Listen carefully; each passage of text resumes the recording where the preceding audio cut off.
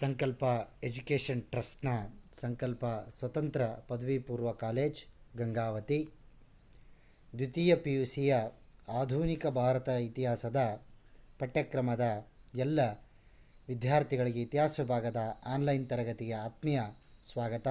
ವಿದ್ಯಾರ್ಥಿಗಳೇ, ಕಳೆದ ಈ ಹಿಂದಿನ ತರಗತಿಗಳಲ್ಲಿ ನಾವು ಅಧ್ಯಾಯ 4.3ಕ್ಕೆ ಸಂಬಂಧಪಟ್ಟಂಥ ಮೌರ್ಯ ಸಾಮ್ರಾಜ್ಯದ ಇತಿಹಾಸವನ್ನು ಅಭ್ಯಾಸ ಮಾಡ್ತಾ ಇದ್ವಿ.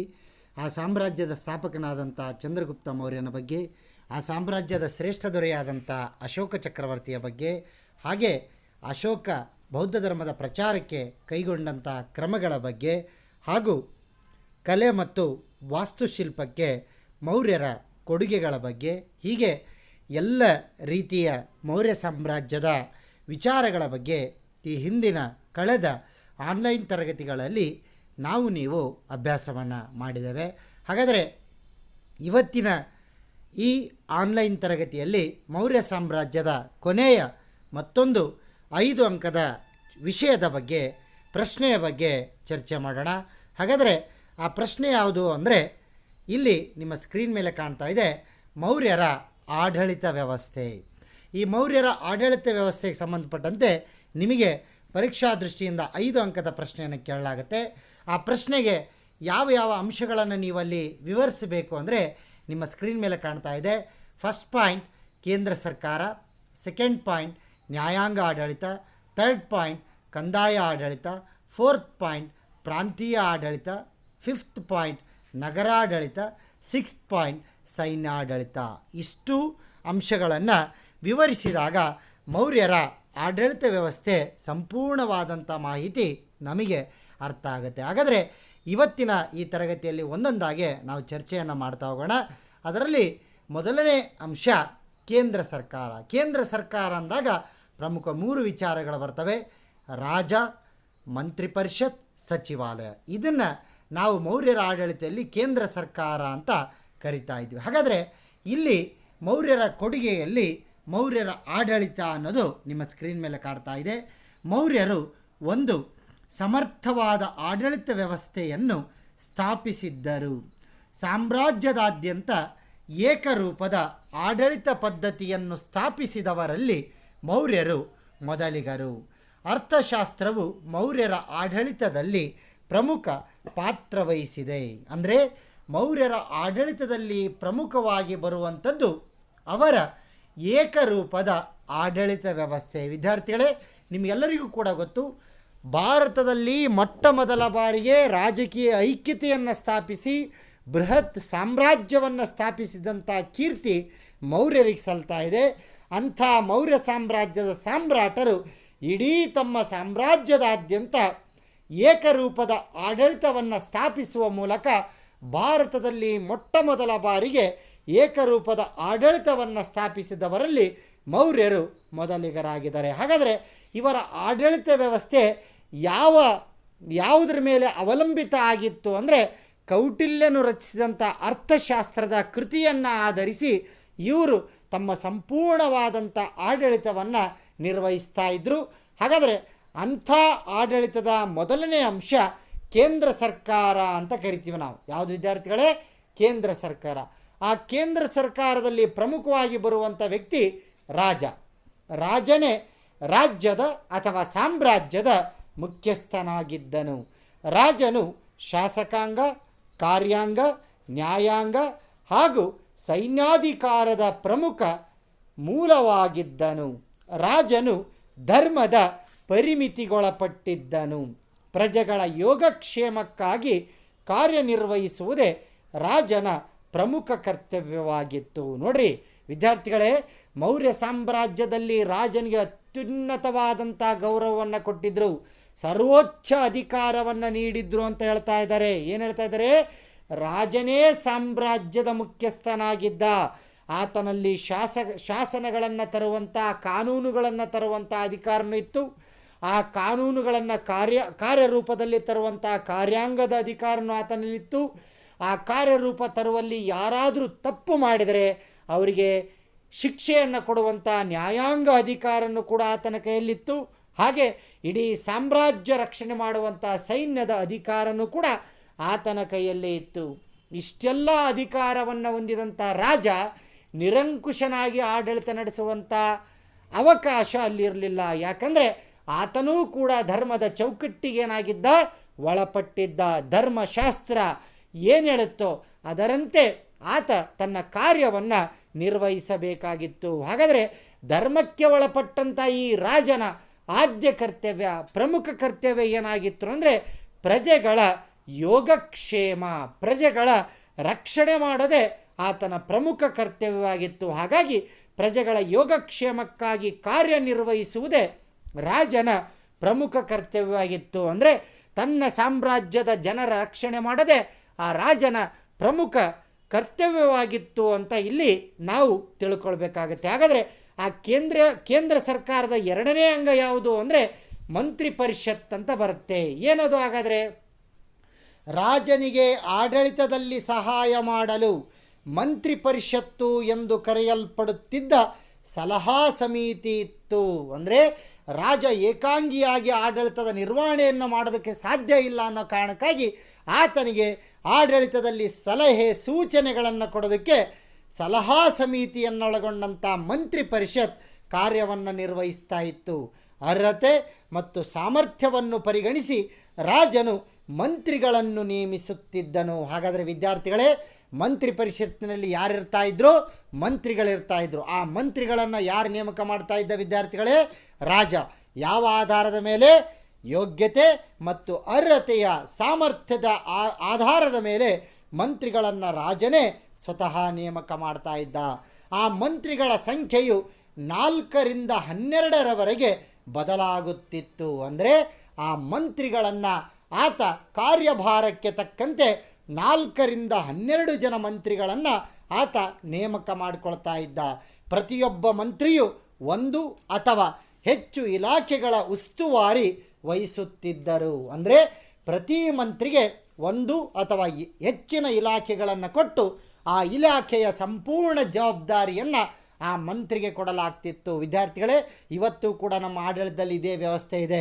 ಆರೋಗ್ಯ ಇಲಾಖೆಗೆ ಒಬ್ಬ ಮಂತ್ರಿ, ಶಿಕ್ಷಣ ಇಲಾಖೆಗೆ ಒಬ್ಬ ಮಂತ್ರಿ, ಹೀಗೆ ಇಲಾಖಾವಾರು ಮಂತ್ರಿಗಳನ್ನು ನೇಮಕ ಮಾಡುವಂಥ ಪದ್ಧತಿ ಯಾರಿಂದ ನಮ್ಮ ದೇಶದಲ್ಲಿ ಪ್ರಾರಂಭ ಆಯಿತು ಅಂದರೆ ಮೌರ್ಯರಿಂದ ಪ್ರಾರಂಭ ಆಯಿತು ಅಂತ ನಾವು ತಿಳಿದುಕೊಳ್ಳಬಹುದು. ಹಾಗೆ ಮಂತ್ರಿ ಪರಿಷತ್ತಿನಲ್ಲಿ ಎಲ್ಲ ವಿಷಯಗಳು ಪರಿಗಣಿಸಲ್ಪಟ್ಟು ಚರ್ಚಿಸಲಾಗುತ್ತಿದ್ದವು. ಅಂದರೆ ರಾಜ್ಯಕ್ಕೆ ಸಂಬಂಧಪಟ್ಟಂತೆ, ಸಾಮ್ರಾಜ್ಯಕ್ಕೆ ಸಂಬಂಧಪಟ್ಟಂತೆ ಯಾವುದೇ ವಿಷಯವನ್ನು ನಿರ್ಧಾರಕ್ಕಿಂತ ಮುಂಚೆ ಆ ವಿಷಯವನ್ನು ಮಂತ್ರಿ ಪರಿಷತ್ತಿನಲ್ಲಿ ಚರ್ಚೆ ಮಾಡಿ ಅದರ ಪರ ವಿರೋಧವನ್ನು ಅವಲೋಕಿಸಿ ನಿರ್ಧಾರಗಳನ್ನು ಕೈಗೊಳ್ಳಲಾಗ್ತಿತ್ತು.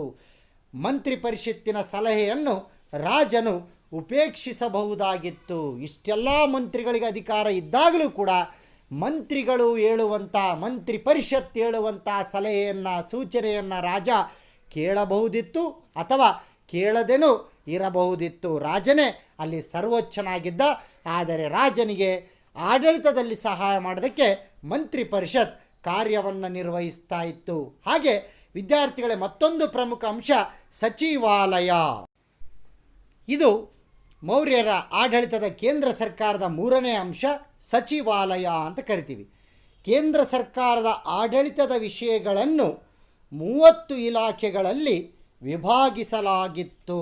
ಅಂದರೆ ಕೇಂದ್ರ ಸರ್ಕಾರದ ಆಡಳಿತದ ವಿಷಯಗಳು ಅಂದರೆ ಇಲಾಖೆಗಳು ಅಂತ ಕರಿತೀವಿ.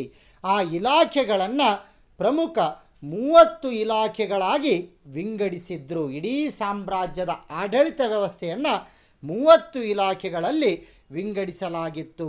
ಪ್ರತಿಯೊಂದಕ್ಕೂ ಒಬ್ಬೊಬ್ಬ ಮೇಲ್ವಿಚಾರಕನಿರುತ್ತಿದ್ದನು. ಪ್ರತಿ ಇಲಾಖೆಗೂ ಕೂಡ ಒಬ್ಬ ಇಲಾಖೆಯ ಅಧಿಕಾರಿಯನ್ನು ನೇಮಕ ಮಾಡಲಾಗ್ತಾ ಇತ್ತು.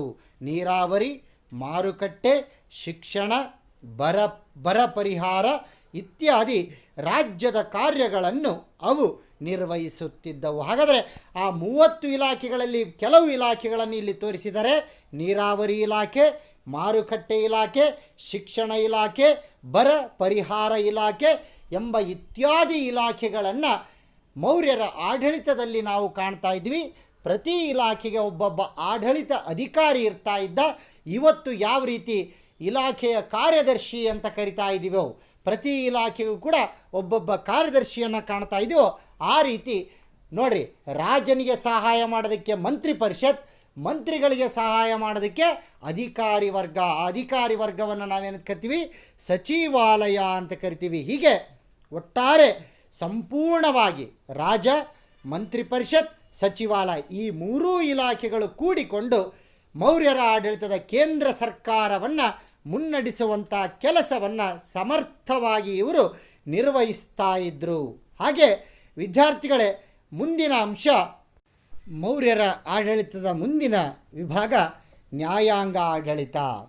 ಮೌರ್ಯ ಸಾಮ್ರಾಜ್ಯದಲ್ಲಿ ರಾಜನೇ ಮೇಲ್ಮನವಿಯ ಅತ್ಯುಚ್ಚ ನ್ಯಾಯಾಧೀಶನಾಗಿದ್ದನು. ಅಂದರೆ ಇಡೀ ಸಾಮ್ರಾಜ್ಯದ ಸರ್ವೋಚ್ಚ ನ್ಯಾಯಾಧೀಶನಾಗಿ ಸಂಪೂರ್ಣ ಜನರ ಮೇಲ್ಮನವಿಯನ್ನು ಸಲ್ಲಿಸುವಂಥ ಕೊನೆಯ ನ್ಯಾಯಾಧೀಶನಾಗಿ ಯಾರು ನಿರ್ವಹಿಸ್ತಾ ಇದ್ರು? ಇಲ್ಲಿ ಸಾಮ್ರಾಜ್ಯದ ರಾಜನೇ ಮೌರ್ಯರ ನ್ಯಾಯಾಂಗ ಆಡಳಿತದ ಸರ್ವೋಚ್ಚ ನ್ಯಾಯಾಧೀಶನಾಗಿದ್ದ. ಮೌರ್ಯ ಸಾಮ್ರಾಜ್ಯದಲ್ಲಿ ನಾಗರಿಕ ಮೊಕದ್ದಮೆಗಳಿಗೆ ಸಂಬಂಧಿಸಿದಂತೆ ಧರ್ಮಸ್ಥೇಯ ಹಾಗೂ ಅಪರಾಧಿ ಮೊಕದ್ದಮೆಗಳಿಗೆ ಸಂಬಂಧಿಸಿದಂತೆ ಕಂಟಕ ಶೋಧನ ಎಂಬ 2 ಬಗೆಯ ನ್ಯಾಯಾಲಯಗಳಿದ್ದವು. ವಿದ್ಯಾರ್ಥಿಗಳೇ ನೋಡ್ರಿ, ಭಾರತದ ಮೊದಲ ಸಾಮ್ರಾಜ್ಯ ಅಂತ ಮೌರ್ಯ ಸಾಮ್ರಾಜ್ಯವನ್ನು ಹೇಳ್ತಾ ಇದ್ದೀವಿ. ಆದರೆ ಅವತ್ತಿನ ದಿನದಲ್ಲೇ ಮೌರ್ಯ ಸಾಮ್ರಾಜ್ಯದ ನ್ಯಾಯಾಂಗ ಆಡಳಿತದಲ್ಲಿ 2 ಪ್ರಕಾರದ ನ್ಯಾಯಾಲಯಗಳು ಕಾರ್ಯವನ್ನು ನಿರ್ವಹಿಸ್ತಾ ಇದ್ದವು. ಮೊದಲನೇದಾಗಿ ನಿಮಗೆ ಪ್ರಶ್ನೆ ಬರುತ್ತೆ ವಿದ್ಯಾರ್ಥಿಗಳೇ, ಮೌರ್ಯರ ಕಾಲದ 2 ಪ್ರಕಾರದ ನ್ಯಾಯಾಲಯಗಳನ್ನು ಹೆಸರಿಸಿ ಅಂತೇಳಿ. ಮೊದಲನೇದಾಗಿ ಯಾವುದು? ಧರ್ಮಸ್ಥೇಯ ನ್ಯಾಯಾಲಯ. ಎರಡನೇದಾಗಿ ಯಾವುದು? ಕಂಟಕ ಶೋಧನ ನ್ಯಾಯಾಲಯ. ಹಾಗಾದರೆ ಧರ್ಮಸ್ಥೇಯ ನ್ಯಾಯಾಲಯ ಅಂದ್ರೇನು?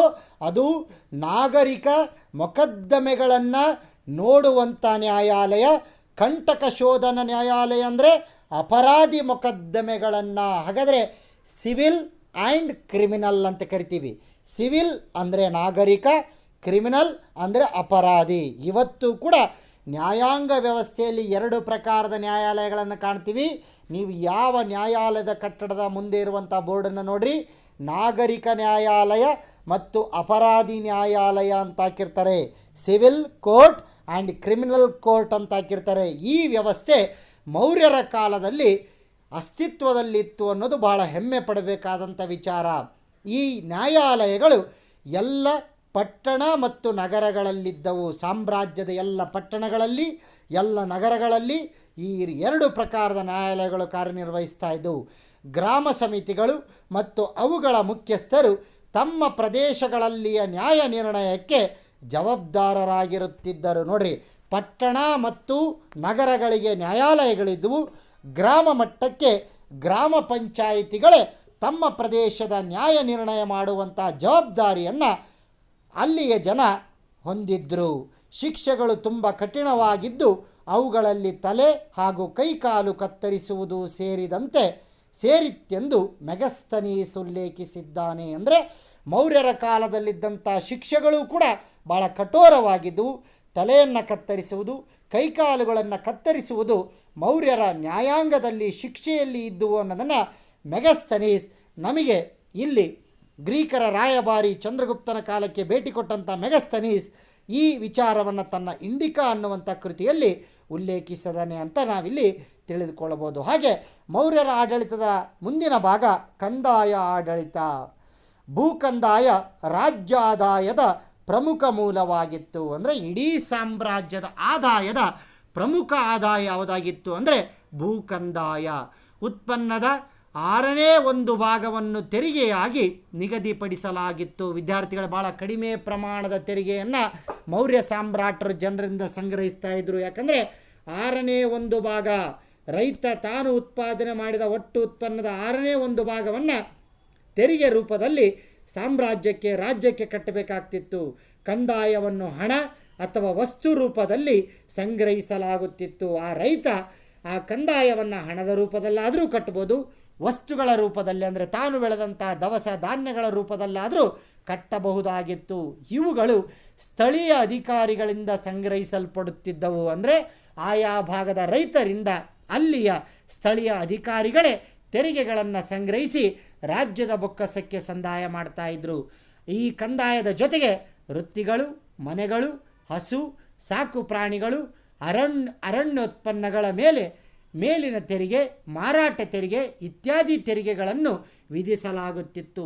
ಭೂ ಕಂದಾಯದ ಜೊತೆಗೆ ಯಾವ್ಯಾವ ತೆರಿಗೆಗಳನ್ನು ಮೌರ್ಯರ ಆಡಳಿತದಲ್ಲಿ ಸಂಗ್ರಹಿಸ್ತಾ ಇದ್ದಂದರೆ ವೃತ್ತಿ ತೆರಿಗೆ, ಮನೆ ತೆರಿಗೆ, ಹಸು ತೆರಿಗೆ, ಸಾಕು ಪ್ರಾಣಿಗಳ ತೆರಿಗೆ, ಅರಣ್ಯೋತ್ಪನ್ನಗಳ ತೆರಿಗೆ, ಹಾಗೆ ಮಾರಾಟ ತೆರಿಗೆ ಮುಂತಾದ ತೆರಿಗೆಗಳನ್ನು ಸಂಗ್ರಹಿಸುವ ಮೂಲಕ ರಾಜ್ಯದ ಆದಾಯವನ್ನು, ಕಂದಾಯವನ್ನು ಸಂಗ್ರಹಿಸುವ ಮೂಲಕ ಆ ಇಡೀ ಸಂಗ್ರಹವಾದಂಥ ಕಂದಾಯವನ್ನು ಜನರ ಕಲ್ಯಾಣಕ್ಕಾಗಿ ಸಾಮ್ರಾಟರು ಏನು ಮಾಡ್ತಾಯಿದ್ರು, ವಿನಿಯೋಗಿಸ್ತಾ ಇದ್ದರು. ಹಾಗೆ ಮೌರ್ಯರ ಆಡಳಿತದ ಮುಂದಿನ ಭಾಗ ಪ್ರಾಂತೀಯ ಸರ್ಕಾರ ಅಂತ ಬರುತ್ತೆ. ಮೌರ್ಯ ಸಾಮ್ರಾಜ್ಯವು 5 ಪ್ರಾಂತ್ಯಗಳಾಗಿ ವಿಭಾಗಿಸಲ್ಪಟ್ಟಿತ್ತು ಮತ್ತು ಅವುಗಳ ರಾಜಧಾನಿಗಳು ಗಿರ್ನಾರ್, ತಕ್ಷಶಿಲಾ, ಉಜ್ಜಯಿನಿ, ತೋಸಾಲಿ ಮತ್ತು ಸುವರ್ಣಗಿರಿಗಳಾಗಿದ್ದವು. ಅಂದರೆ ಇಡೀ ಮೌರ್ಯ ಸಾಮ್ರಾಜ್ಯವನ್ನು ಪ್ರಮುಖ 5 ಪ್ರಾಂತ್ಯಗಳಾಗಿ ವಿಂಗಡಿಸಲಾಗಿತ್ತು. ಪ್ರತಿಯೊಂದು ಪ್ರಾಂತ್ಯಕ್ಕೂ ಕೂಡ ತನ್ನದೇ ಆದಂಥ ರಾಜಧಾನಿಗಳಿದ್ದವು. ಇಡೀ ಸಾಮ್ರಾಜ್ಯದ ರಾಜಧಾನಿ ಪಾಟಲಿಪುತ್ರ ಆಗಿದ್ದರೆ ಈ ಪ್ರಾಂತ್ಯಗಳ ರಾಜಧಾನಿಗಳನ್ನು ನಾವು ಅಲ್ಲಿ ಕಾಣಬಹುದಾಗಿತ್ತು. ಗಿರ್ನಾರ್, ತಕ್ಷಶಿಲಾ, ಉಜ್ಜಯಿನಿ, ತೋಸಾಲಿ, ಸುವರ್ಣಗಿರಿ ಪ್ರಾಂತ್ಯಗಳ ರಾಜಧಾನಿಯಾಗಿದ್ದವು. ಪ್ರತಿಯೊಂದು ಪ್ರಾಂತ್ಯವು ರಾಜಮನೆತನಕ್ಕೆ ಸೇರಿದ ಅಥವಾ ರಾಜನ ಸಂಬಂಧಿಕರಲ್ಲೊಬ್ಬನಾಗಿದ್ದ ರಾಜ್ಯಪಾಲರ ಅಧೀನದಲ್ಲಿರುತ್ತಿತ್ತು. ಅಂದರೆ ಅರ್ಥ ಏನು ಅಂದರೆ ಪ್ರತಿ ಪ್ರಾಂತ್ಯವನ್ನು ಆಡಳಿತವನ್ನು ನೋಡಿಕೊಳ್ಳುವಂಥ ಮುಖ್ಯಸ್ಥನಿಗೆ ನಾವು ಏನಂತ ಕರಿತಾ ಇದ್ವಿ, ರಾಜ್ಯಪಾಲ ಅಂತ ಕರಿತಾ ಇದ್ವಿ. ಹಾಗಾದರೆ ಈ ರಾಜ್ಯಪಾಲ ಅನ್ನುವಂಥ ಹುದ್ದೆ ಯಾರಿಗೆ ಕೊಡ್ತಾ ಇದ್ರು ಅಂದರೆ ರಾಜಮನೆತನಕ್ಕೆ ಸೇರಿದಂಥವರಿಗೆ ಮತ್ತು ರಾಜನ ಸಂಬಂಧಿಕರಲ್ಲೊಬ್ಬನಿಗೆ ಈ ರಾಜ್ಯಪಾಲ ಹುದ್ದೆಯನ್ನು ಕೊಡ್ತಾ ಇದ್ದರು. ಆ 5 ಪ್ರಾಂತ್ಯಗಳ ಆಡಳಿತವನ್ನು ನೋಡಿಕೊಳ್ಳುವಂಥವರಿಗೆ ರಾಜ್ಯಪಾಲ ಅಂತ ಕರಿತಾ ಇದ್ವಿ. ಪ್ರಾಂತ್ಯಗಳನ್ನು ಪುನಃ ಜಿಲ್ಲೆಗಳಾಗಿ ವಿಭಾಗಿಸಲ್ಪಟ್ಟು ಅವುಗಳು ಸೈನಿಕರಿಂದ ಆಳಲ್ಪಡುತ್ತಿದ್ದವು. ಅಂದರೆ ಪ್ರಾಂತ್ಯಗಳನ್ನು ಮತ್ತೆ ಜಿಲ್ಲೆಗಳಾಗಿ ವಿಂಗಡಿಸ್ತಾ ಇದ್ದರು. ಆ ಜಿಲ್ಲೆಗಳನ್ನು ನೋಡಿಕೊಳ್ಳುವಂಥ ವ್ಯಕ್ತಿಯನ್ನು ಸ್ಥಾನಿಕ ಅಂತ ನಾವು ಕರಿತಾ ಇದ್ವಿ. ಹಾಗೆ ಗ್ರಾಮಿಕ ಹಳ್ಳಿಯ ಮುಖ್ಯಸ್ಥನಾಗಿರುತ್ತಿದ್ದನು. 10 ಹಳ್ಳಿಗಳ ಮುಖ್ಯಸ್ಥನನ್ನು ಗೋಪ ಎಂದು ಕರೆಯುತ್ತಿದ್ದರು. ಅಶೋಕನು ಕೇಂದ್ರ ಮತ್ತು ಪ್ರಾಂತ್ಯಗಳೆರಡರಲ್ಲೂ ಧರ್ಮ ಮಹಾಮಾತ್ರರನ್ನು ನೇಮಿಸಿದ್ದನು. ಅಂದರೆ ನೋಡ್ರಿ, ಸಾಮ್ರಾಜ್ಯ, ಪ್ರಾಂತ್ಯ, ಜಿಲ್ಲೆ, ಗೋಪ, ಮುಂದೆ ಹಳ್ಳಿ, ಹೀಗೆ ಆಡಳಿತದ ಅನುಕೂಲಕ್ಕಾಗಿ ಸಾಮ್ರಾಜ್ಯವನ್ನು ಅನೇಕ ಭಾಗಗಳಾಗಿ ವಿಂಗಡಿಸಿ ಪ್ರತಿ ಭಾಗದಲ್ಲಿ ಕೂಡ ಅಧಿಕಾರಿಗಳನ್ನು ನೇಮಕ ಮಾಡಿ ಆಡಳಿತ ಪ್ರತಿಯೊಬ್ಬ ಜನರಿಗೆ ಅನುಕೂಲವಾಗುವಂಥ ರೀತಿಯಲ್ಲಿ ವ್ಯವಸ್ಥಿತವಾದಂಥ ಆಡಳಿತವನ್ನು ಇಲ್ಲಿ ಮೌರ್ಯರ ನಿರ್ವಹಣೆ ಮಾಡಿದರು. ಇದರ ಜೊತೆಗೆ ಅಶೋಕನ ಕಾಲದಲ್ಲಿ ಕೇಂದ್ರ ಮತ್ತು ಪ್ರಾಂತ್ಯಗಳೆರಡರಲ್ಲೂ ಕೂಡ ಧರ್ಮವನ್ನು ಪ್ರಚಾರ ಮಾಡುವಂಥ ಧರ್ಮ ಮಹಾಮಾತ್ರರು ಅನ್ನುವಂಥ ಅಧಿಕಾರಿಗಳನ್ನು ಕೂಡ ಅಶೋಕ ಇಲ್ಲಿ ನೇಮಕ ಮಾಡಿದ್ದ ಅನ್ನೋದು ಗೊತ್ತಾಗ್ತಾ ಇದೆ. ಹಾಗೆ ಮೌರ್ಯರ ಆಡಳಿತದ ಮುಂದಿನ ಭಾಗ ನಗರ ಆಡಳಿತ. ಗ್ರೀಕ್ ರಾಯಭಾರಿ ಮೆಗಸ್ತನೀಸನು ಪಾಟಲಿಪುತ್ರದ ಆಡಳಿತವನ್ನು ಸುದೀರ್ಘವಾಗಿ ವಿವರಿಸಿದ್ದಾನೆ. ಅಂದರೆ ಪಾಟಲಿಪುತ್ರ ಒಂದು ನಗರ ಆಗಿದ್ದರೆ ಆ ನಗರದ ಆಡಳಿತ ಯಾವ ರೀತಿಯಾಗಿತ್ತು ಅನ್ನೋದನ್ನು ಗ್ರೀಕ್ ರಾಯಭಾರಿಯಾದಂಥ ಮೆಗಸ್ತನೀಸ್ ಇಲ್ಲಿ ವಿವರಣೆಯನ್ನು ಕೊಟ್ಟಿದ್ದಾನೆ. ನಗರಾಡಳಿತವನ್ನು ತಲಾ 5 ಸದಸ್ಯರ 6 ಮಂಡಳಿಗಳ ಒಟ್ಟು 30 ಮಂದಿ ಅಧಿಕಾರಿಗಳ ಸಮಿತಿ ನಿರ್ವಹಣೆ ವಹಿಸಲಾಗಿತ್ತು. ಅಂದರೆ ಇಡೀ ನಗರವನ್ನು 30 ಮಂದಿಯನ್ನು ಹೊಂದಿದಂಥ ಒಂದು ಸಮಿತಿ ಮಾಡ್ತಾಯಿತ್ತು.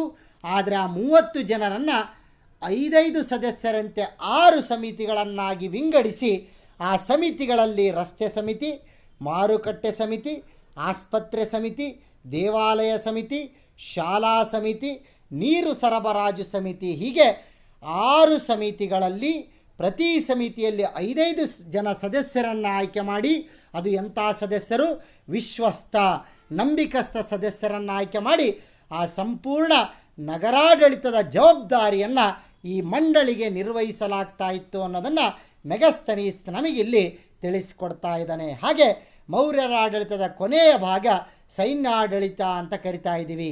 ಚಂದ್ರಗುಪ್ತನ ಸೇನಾ ಆಡಳಿತವು ತುಂಬ ದಕ್ಷವೂ ಮತ್ತು ವ್ಯವಸ್ಥಿತವೂ ಆಗಿತ್ತು. ನೋಡ್ರಿ, ಸೈನ್ಯಕ್ಕೂ ಕೂಡ ಮೌರ್ಯರ ಅರಸರು ಅಷ್ಟು ಪ್ರಾಮುಖ್ಯತೆಯನ್ನು ಕೊಡ್ತಾ ಇದ್ದರು. ಯುದ್ಧಗಳ ಸಂದರ್ಭದಲ್ಲಿ ಸ್ವತಃ ರಾಜನೇ ಸೈನ್ಯವನ್ನು ಮುನ್ನಡೆಸುತ್ತಿದ್ದನು. ರಾಜನೇ ಇಲ್ಲಿ ಸೈನ್ಯವನ್ನು ಮುನ್ನಡೆಸಿಕೊಂಡು ಯುದ್ಧವನ್ನು ನಡೆಸ್ತಾ ಇದ್ದ.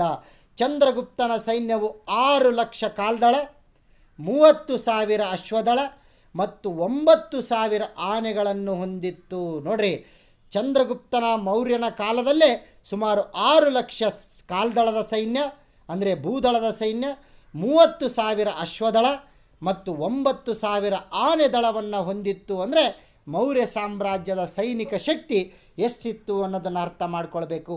ಯುದ್ಧ ಇಲಾಖೆಯು 5 ಸದಸ್ಯರನ್ನೊಳಗೊಂಡ 6 ಮಂಡಳಿಗಳಿಂದ ನಿರ್ವಹಿಸಲ್ಪಡುತ್ತಿತ್ತು. ಇಲ್ಲಿಯೂ ಕೂಡ ನಗರಾಡಳಿತದಂತೆ ಸೈನ್ಯಾಡಳಿತದಲ್ಲೂ ಕೂಡ 6 ಮಂಡಳಿಗಳನ್ನು ಮಾಡಿದರು. ಪ್ರತಿ ಮಂಡಳಿಯಲ್ಲಿ 5 ಜನ ಸದಸ್ಯರಿರ್ತಾಯಿದ್ರು. ಆ ಮಂಡಳಿಗಳು ಯಾವುವು ಅಂದರೆ ನೌಕಾದಳದ ಮಂಡಳಿ, ಸಾರಿಗೆ ಮಂಡಳಿ, ಕಾಲ್ದಳದ ಮಂಡಳಿ, ಅಶ್ವದಳದ ಮಂಡಳಿ, ರಥದಳದ ಮಂಡಳಿ, ಗಜದಳದ ಮಂಡಳಿ. ಹೀಗೆ 6 ಮಂಡಳಿಗಳಲ್ಲಿ ಪ್ರತಿ ಮಂಡಳಿಯಲ್ಲಿ 5 ಜನ ಸದಸ್ಯರು, ಒಟ್ಟು 30 ಜನ ಸದಸ್ಯರು ಸೈನ್ಯದ ಆಡಳಿತವನ್ನು ನೋಡ್ಕೊಳ್ತಾ ಇದ್ದರು. ಇಲ್ಲಿ ಸಾರಿಗೆ ಯಾಕೆ ಬಂತು ಅಂತ ನಿಮಗೆ ಪ್ರಶ್ನೆ ಬರ್ಬೋದು. ಯಾಕಂದರೆ ಸೈನ್ಯವನ್ನು ಸ್ಥಳದಿಂದ ಸ್ಥಳಕ್ಕೆ ಕಳಿಸುವಂಥ ಸಾರಿಗೆಯ ಜವಾಬ್ದಾರಿ ಈ ಮಂಡಳಿಗಿರ್ತಾ ಇತ್ತು. ಹೀಗೆ ವಿದ್ಯಾರ್ಥಿಗಳೇ, ಒಟ್ಟು ಮೌರ್ಯರ ಆಡಳಿತ ಅತ್ಯಂತ ವ್ಯವಸ್ಥಿತವಾಗಿದ್ದರಿಂದಾಗಲೇ ಇಡೀ ಸಾಮ್ರಾಜ್ಯದಂಥ ಒಂದು ದಕ್ಷ ವ್ಯವಸ್ಥಿತ ಆಡಳಿತವನ್ನು ಮತ್ತು ರಾಜಕಾರಣವನ್ನು ಮತ್ತು ಸುವ್ಯವಸ್ಥಿತವಾದಂಥ ಆಡಳಿತವನ್ನು ಮೌರ್ಯರಿಂದ ನಿರ್ವಹಣೆ ಮಾಡೋಕ್ಕೆ ಸಾಧ್ಯ ಆಯಿತು ಅನ್ನೋದು ನಮಗೆ ಇಲ್ಲಿ ಅರ್ಥ ಆಗ್ತಾ ಇದೆ. ಹೀಗೆ ಮೌರ್ಯರ ಆಡಳಿತವನ್ನು ಒಟ್ಟು 6 ಭಾಗಗಳಾಗಿ ವಿಂಗಡಿಸ್ತೀವಿ. ಕೇಂದ್ರ ಸರ್ಕಾರ, ನ್ಯಾಯಾಂಗ ಆಡಳಿತ, ಕಂದಾಯ ಆಡಳಿತ, ಪ್ರಾಂತೀಯ ಆಡಳಿತ, ನಗರಾಡಳಿತ ಮತ್ತು ಸೈನ್ಯ ಆಡಳಿತ.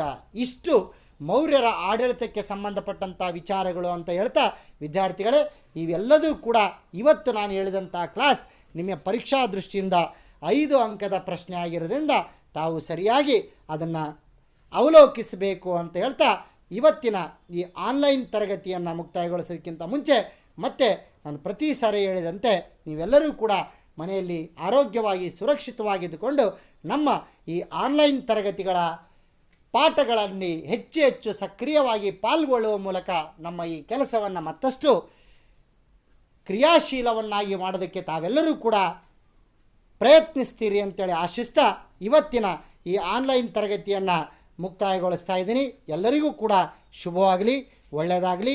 ಮತ್ತೊಮ್ಮೆ ಈ ಆನ್ಲೈನ್ ತರಗತಿಯನ್ನು ಮುಕ್ತಾಯಗೊಳಿಸ್ತಾ ಇದ್ದೀನಿ ಅಂತ ಹೇಳ್ತಾ ಇವತ್ತಿನ ಈ ಕ್ಲಾಸನ್ನು ಮುಕ್ತಾಯಗೊಳಿಸೋದಕ್ಕಿಂತ ಮುಂಚೆ ಮತ್ತೊಮ್ಮೆ ತಮ್ಮೆಲ್ಲರಿಗೂ ಕೂಡ ಶುಭವಾಗಲಿ, ಒಳ್ಳೆಯದಾಗಲಿ. ಧನ್ಯವಾದಗಳು.